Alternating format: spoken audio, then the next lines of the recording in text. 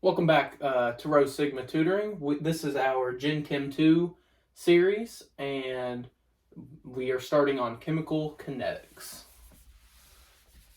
So whenever you're thinking about chemical kinetics, I really want you to think about how fast chemistry is going. And the best way to think about this, let's go ahead and write down a graph. So on the x-axis, we're going to have time because we're looking at a reaction over a given amount of time, and then let's go ahead and have concentration as our y values. Let's go ahead and write out a chemical reaction. Let's do A plus 2B turns into C. Now to track these three, let's make A black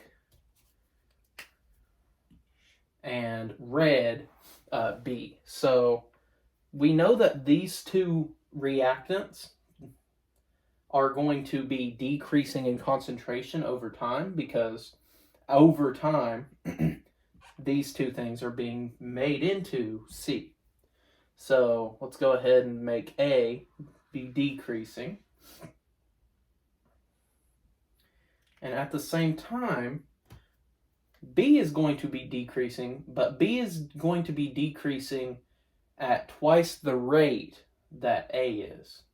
So we would have to draw it way up here for it to make sense. So let's just say it's starting way up there, and it starts way up there on the y-axis.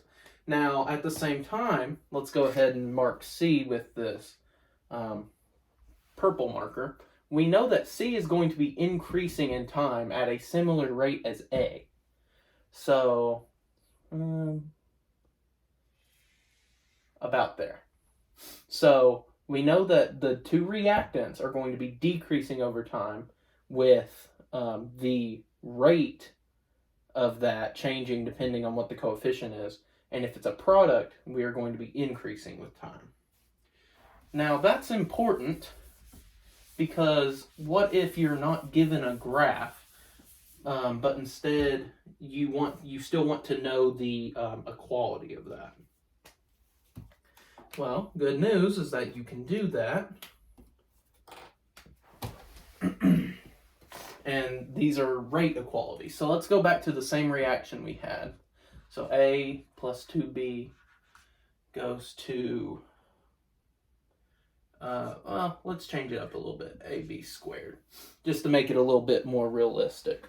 So let's say I wanted to draw a rate equality for each of these. That way they were all equal. Well, what we would do is we would put the change of concentration, so let's write down A's first, over the change in time. And then we know that it's a reactant, so it's going to be negative. So let's just write the negative right there. And the coefficient is 1, so we would put a 1 here. But the same thing, us putting a 1 here would be the same as doing nothing at all. So that would be that for A. So let's go ahead and write B's. What we're going to do is write the change in concentration of B over change of time, and B is a reactant, so there's going to be a negative change over time, and it has a coefficient of 2, meaning there needs to be a 2 in the denominator. And to wrap this up, let's go ahead and write the last one. So it's going to be the change of the concentration of AB over the change in time. Now, the reason, since it's a product, there will be a plus sign here, so we don't have to write anything.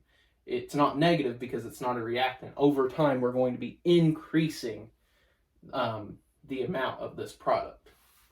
And since the coefficient is 1, we don't have to write anything there. So, using this, you could be asked multiple questions. And one such question is, if the change of A over time is equal to 3 moles per second,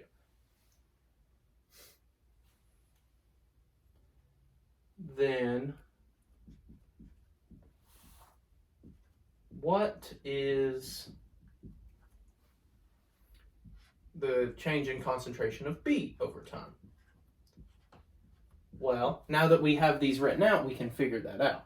So let's just go ahead and write we know that this value, disregarding the negative side, is 3. So negative 3 is equal to this whole value. So negative delta B, well, change in B over time, with a 2 right there. So what we can do is we can multiply this side, well, both sides, by negative 2, which would give us 6 is equal to the change in concentration of B over time.